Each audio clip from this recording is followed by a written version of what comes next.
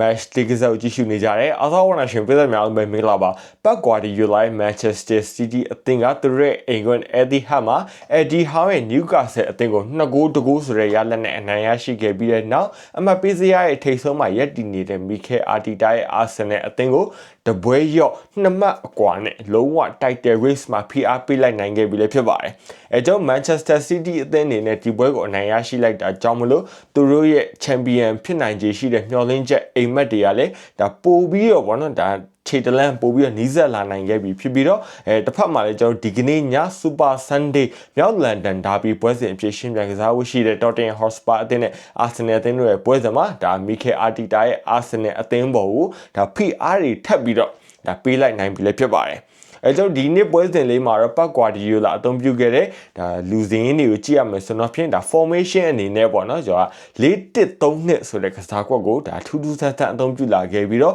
ကိုသမားနေရာမှာတော့ Gianluigi Donnarumma ကိုအသုံးပြုခဲ့ပြီးတော့နောက်တန်း၄ယောက်နေရာမှာတော့ Matheus Nunes, Ruben Dias, Marc Gui နဲ့ Ryan Agnori ဆိုင်ဒီ၄ယောက်ကိုအသုံးပြုခဲ့ပြီးတော့4-1ပေါ့နော်ဒါ1ဆိုတဲ့ center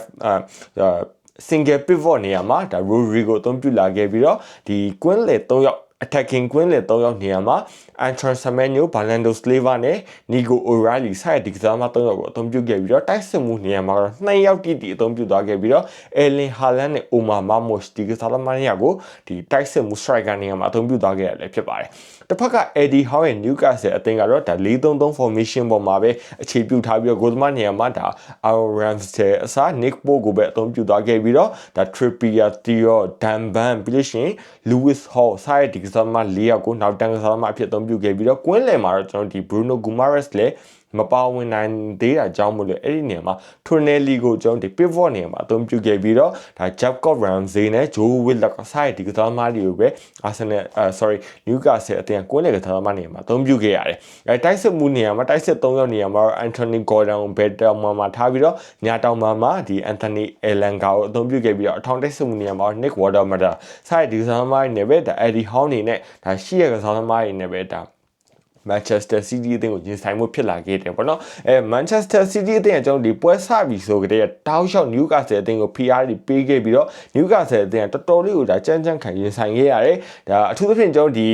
Erling Haaland တို့ Omar Marmoush တို့ရဲ့ pace တွေပြီးလို့ရှိရင်သူတို့ရဲ့အတိုးအလုပ်တွေလည်းအရန်ကိုဒါ threat တွေဖြစ်ခဲ့ပြီးတော့ပြီးလို့ရှိရင်ကျွန်တော်ဒီ Manchester City ရဲ့ဒီ January အပြောင်းအရွှေ့မှာခေါ်ယူထားတဲ့ Antoine Semenyo က Manchester City အသင်းကိုရောက်ရှိလာခဲ့တဲ့စပြီးတော့တောက်လျှောက်ကောင်းကျိုးတွေပေးနေကြတာဒီကနေ့အထိဒါ Newcastle အသင်းနဲ့ပွဲစဉ်မှာဆိုလဲဒီတယောက်ကတော်တော်လေးကိုဒါအလုပ်ဖြစ်ခဲ့ပြီးတော့ဒီ Newcastle ကွင်းလယ်နဲ့နောက်တန်းတွေတော်တော်လေးဒါအလုရှုပ်စေခဲ့တဲ့ Antoine Semenyo ဖြစ်ခဲ့တယ်ပေါ့နော်ပြီးလို့ရှိရင်ကျွန်တော်ဒီကွင်းလယ်မှာ Bernardo Silva, Rodri ဆိုလို့ရှိရင်တကယ်ကိုကျွန်တော်အရင်တော့မြင်ခဲ့ရတဲ့ Prime Rodri ကိုပြန်မြင်လိုက်ရတယ်လို့မျိုးပဲသူ့ရဲ့ vision တွေသူ့ရဲ့ passion တွေဆိုတာတကယ်ကိုကောင်းမွန်တဲ့ကျွန်တော်ဒီရပ်ပိုင်းမှာ Rodrigo ခြေချနေတဲ့ပုံစံမျိုးနဲ့မြင်တွေ့ခဲ့ရဆိုတော့ဒီနေ့ပွဲစဉ်မှာလုံးဝအရင်တော့ Rodrigo ပြန်မြင်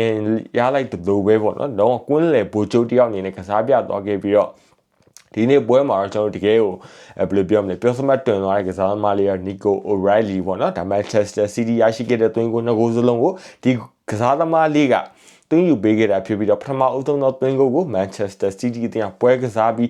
းပထမပိုင်းပွဲကစားတဲ့14မိနစ်မှာစတင်ရရှိခဲ့တယ်။အဲ့ဒီရရှိခဲ့တဲ့နေရာကလည်းကျွန်တော်ဒီ counter attack ကနေပေါ့နော်ဒါ Omar Marmoush တယောက်တည်းဆွဲပြေးသွားရင်းနဲ့ပဲဒီ Erling Haaland နဲ့ Nico O'Reilly နှစ်ယောက်ဆုံးဒါ follow up ပါလာခဲ့တာပေါ့နော်ပါလာရင်းမှာတဆင့်ဒါ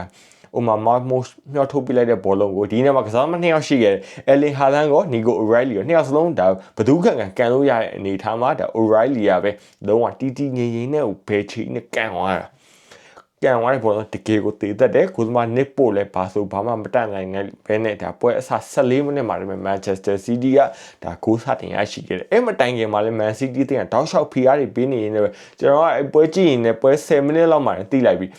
Newcastle တဲ့မလွယ်ဘူးပေါ့နော်ဒါ Man City ပွဲဖြစ်သွားနိုင်တယ်ဆိုတော့ကျွန်တော်ထင်ခဲ့တယ်အဲ့ဒီအတိုင်းပဲ Man City က14မိနစ်မှာပဲဂိုးပြန်သွင်းပြလိုက်တယ်ဒါပေမဲ့လည်းကျွန်တော်ဒီ Newcastle တဲ့ဘက်ကလုံးဝလက်မလျှော့သွားဘက်ကနဲ့လက်မလျှော့ဘဲနဲ့ပြန်ပြီးကြိုးစားအဓိကကွာခြားချက်ကဘာလဲဆိုလို့ရှိရင်ကျွန်တော်ဒီကွင်းလေပေါ့နော်ဒါ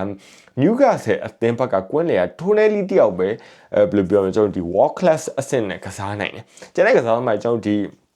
Jacob Ramsey တို့ application Joe Willock တို့ဆိုတာကကျွန်တော်ဒီဘယ်လိုပြောမလဲဒီ Man City ရဲ့ကွင်းလင်နဲ့ရှင်တိုက်ဖို့ Man City ရဲ့ Rodri, Bernardo Silva, Nico O'Reilly, Antoine Semenyo ဒီကစားသမားတွေနဲ့ရှင်တိုက်ဖို့အတွက်ကတော့ဒါ quality မပြည့်မီဘူးလို့ပဲဆိုရမှာဖြစ်ပြီးတော့တကယ်ကို Man City နဲ့ရှင်တိုက်ရတဲ့အတွက် Newcastle အသင်းဘက်ကကွင်းလေတော်တော်လေးအားနေနေခဲ့တာကိုတွေ့ရတယ်ဒီနေရာမှာဒါ Tonelli တယောက်ပဲပေါ့နော်ကျွန်တော် Sandro Tonelli တယောက်ပဲတော်တော်လေးကိုဒါစူးစမ်းရုန်းကန်နေရတဲ့အခိုက်အတန့်တွေကိုဒါတိတ်တောင်ကြည့်မကောင်းဘူးပေါ့နော်ပုံမှန်ဆိုလို့ရှိရင်ကျွန်တော် Bruno Gomes တို့ဘာလို့ပါပြီဆိုလို့ရှိရင် the physical presence ရောပြီးလို့ရှိရင်တကယ် quality ပေါ့နော်ကစားသမား quality တွေကဒါ Newcastle အသင်းဘက်ကပို strong ဖြစ်နိုင်တယ်ဆိုရင်ဒီနေ့မှာ Tonelli တယောက်တည်းကိုအားကိုးနေရတဲ့ Newcastle ကွင်းလေကတော်တော်လေးကိုဒါအရှိုက်ထိသွားတယ်ပဲဆိုရမှာဖြစ်တယ်ပေါ့နော်ဒါပေမဲ့လည်း Newcastle အသင်းဘက်ကလုံးဝကိုဒါလက်မလျှော့ပဲကစားခဲ့ရင်းနဲ့ Manchester City ကိုချစ်ပါကိုပေးပြီးတော့တိတ်မကြောက်10မိနစ်လောက်ပဲကြာတယ်ဒါပထမပိုင်းမိနစ်20ဒါ22မိနစ်ဝန်းကျင်မှာပဲ Newcastle အသင်းချစ်ပါကိုစတင်ရရှိခဲ့တယ်ရရှိလာတဲ့ဂိုးကလည်းကျွန်တော်ဒီဒေါင်းကန်ဘောကနေပေါ့နော်ဒါချုပ်ရှက်ခက်ပြီးပြန်ရှန်ထွက်လာတဲ့ဘောလုံးကို Jacob Ramsey ရဲ့သူ့အနောက်မှာပါလာတဲ့ကစားသမားကိုပြန်ခင်းပေးလိုက်ရမှာတစ်ဆက်အသင်းရှိနေတဲ့ Lewis Hall ရဲ့ကျွန်တော်ဒီဘဲချေကန်ချက်ကြီးနဲ့ကန်သွားတာအဲ့နေရာမှာအနေငယ်ဒါ deflect တော့ရှိပဲထင်တယ်အဲ့ဟာကနေပါစင်တာကိုလိုမ January Donnarumma လည်းပါဆိုဘာမှမတတ်နိုင်ခဲ့ပဲနဲ့ဒါတစ်ဖက်ကိုတကိုးစီဆိုတဲ့တေရလက်ထွက်ပေါ်နေရင်းနဲ့ပေါ့နော်ဒါ Man City ကလည်းသူတို့ရဲ့ပုံစံတိုင်းပဲဒါဂိုးပေးလိုက်ရလဲလုံးဝမလျှော့ဘူးဒါသူတို့ဂိုးရနေရင်လည်းမလျှော့ဘူးဆိုတဲ့ပုံစံတိုင်းပဲဆက်ပြီးပြန်တိုက်နေရင်းနဲ့ပဲNewcastle အသင်းကဂိုးဒါချစ်ပါကိုပြန်ရပြီးတော့တိတ်တောင်မကြောက် Man City ကပြန်ပြီးဥဆောင်ကိုပြန်သွင်းယူလိုက်နိုင်တယ်အဲ့ဒီတလုံးဆိုလို့ရှိရင်ကျွန်တော်ဒီဘယ်လိုပြောမလဲ Antoine Semenyo နဲ့ဒီ Erling Haaland ရဲ့ connection ပေါ့နော်ဒါအဲ့ဒီ connection မှာတစ်စက် Erling Haaland ကကျွန်တော်ဒီ Newcastle အသင်းညာဘက် Man City ဆိုရင်ညာတောင်ပံပေါ့နော်ဒါညာတောင်ပံကို Erling Haaland ဘောလုံးဆွဲထုတ်သွားပြီးတော့သူညာချင်းနဲ့ပဲပြန်တင်ပေးလိုက်တဲ့ဘောလုံးကိုကျွန်တော်ဒီ box ထဲမှာရှိနေတဲ့ Nico O'Reilly ပဲခေါင်းတိုက်ပြီးတော့မှတင်းယူပြီးရတယ်အဲ့မှာကျွန်တော်ဒီ 2-1 နဲ့ Manchester City ကဥဆောင်လိုက်ရင်းနဲ့ပဲအဲ့ဒီမှာတောက်လျှောက်ကျွန်တော်Newcastle အသင်းဘက်ကလည်းဂိုးရဖို့ပြန်ကြိုးစားရင်းနဲ့ပဲကျွန်တော်ဒီမှာလူကျွံလွားရယ်ပေါ့နော်ဒါဒန်ဘန်ခေါင်းတိုက်ချက်လူကျွံလွားခဲ့တာအဲ့ဂိုးထဲတော့ဝင်သွားခဲ့တယ်ဆိုပေမဲ့လည်းဒါလူကျွံဘောကြောင့်မလို့ပေါ့နော်ဒါလည်းကစားမကိုလူကျွံထဲမှာရှိနေတာလူကျွံထောင်ချောက်ထဲမှာမိသွားခဲ့တာကြောင့်မလို့ဒါ Newcastle အသင်းဒါ2-2ဖြစ်မဲ့ချစ်ပါကိုဆုံးရှုံးခဲ့ရတယ်ဖြစ်တယ်အဲ့ဒါပြီးတော့ကျွန်တော်ဒီပထမပိုင်းပြီးလို့ဒုတိယပိုင်းပြန်ဆတဲ့အချိန်မှာတော့ကျွန်တော်ဒီ Pep Guardiola အနေနဲ့ Ruben Dias ကိုထုတ်ပြီးတော့ Kusanov ကိုထည့်လိုက်တယ်ဘာလို့လဲဆိုလို့ရှိရင်ကျွန်တော်ဒီ Ruben Dias က Anthony Gordon ရဲ့ pace ကိုလုံးဝမရှင်းနိုင်ခဲ့ကျွန်တော်ဒီ Anthony Gordon ကပထမပိုင်းတောက်လျှောက်မှာ Man City ကို threat ပေးနိုင်ဆုံးကစားသမားအဖြစ်ရှိခဲ့ပြီးတော့ဒီဟာကိုတန်းသိတဲ့Pep Guardiolaဒါပထမပိုင်းပြီးရတယ် Ruben Dias ကိုတန်းထုတ်ပြီးတော့အဲ့နေရာမှာ Kusanov ကိုထည့်ပြီးတော့ဒါ Anthony Gordon ရဲ့ဒါ pace ကိုရှင်မှုအတွက်အဲ့ဒီ Kusanov ကိုထည့်ခဲ့တာအဲ့ဒီထည့်မှုကလေတော်တော်လေးကိုမှန်ကန်တယ်လို့ပဲဆိုအောင်ဖြစ်ပြီးတော့ Kusanov ဝင်လာတဲ့အချိန်မှာ Anthony Gordon တယောက်လုံးဝကြက်ပြောင်းပျောက်သွားခဲ့ပြီးတော့ဘာမှမလုပ်နိုင်ခဲ့တဲ့အနေအထားမျိုးရှိခဲ့တယ်ပေါ့နော်ဒါအဲ့မတိုင်ခင်ပထမပိုင်းမှာဆိုတော့ Anthony Gordon တော်တော်လေးဒါခြေဝမ်းပြခဲ့လို့ပဲဆိုအောင်ဖြစ်တယ်ပေါ့နော်အဲ့ကြောင့်ဒီቪပိုင်းပြန်စားတဲ့အချိန်မှာတော့ပွဲပထမပိုင်းလောက်တော့တန်ဖိုးအရင်မမြင်တော့ဘဲနဲ့ဒီ territory လို့ပြောမလားကျွန်တော်ဒီ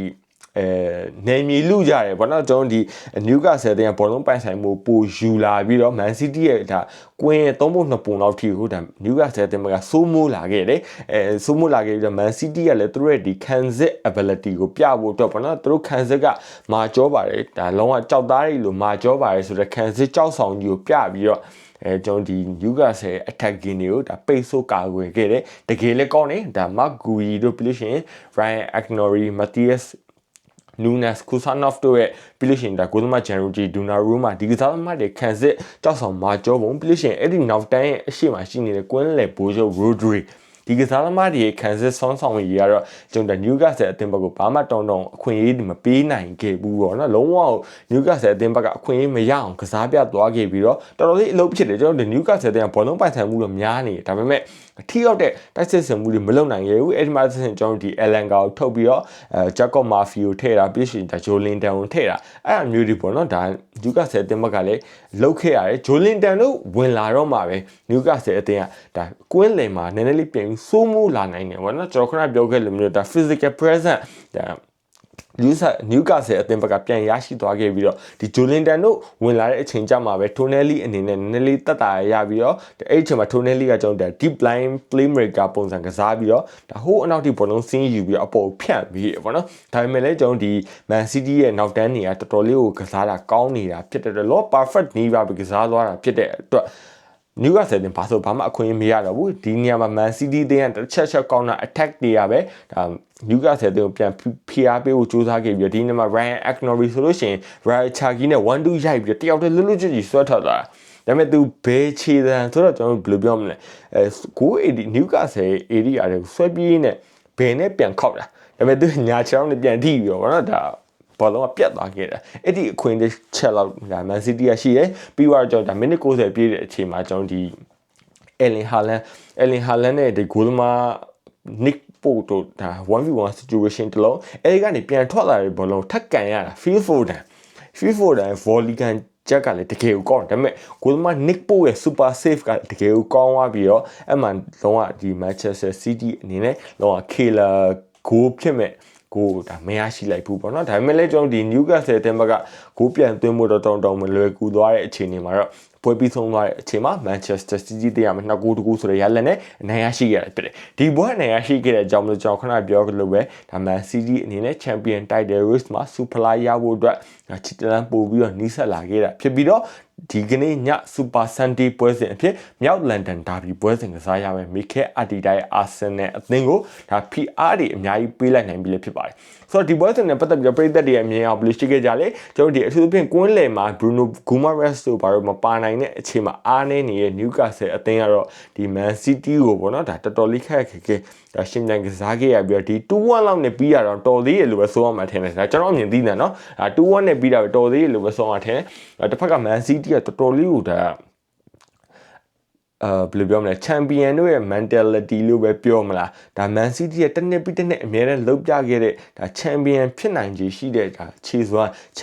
ဒီကစားသမားတွေမှာရှိနေတဲ့ဒါ champion စိတ်ဓာတ်မျိုး Man City ကပြသွားတယ်လို့ပဲဆိုအောင်မလားမသိဘူးပေါ့နော်တော့ကျွန်တော်ဗီဒီယိုလေးကိုအဆုံးထိကြည့်ရှုပေးတဲ့ပရိသတ်တို့ဦးကျေးဇူးတိုင်းကိုအထူးဝင်ကျေးဇူးတင်ပါတယ်ခင်ဗျာ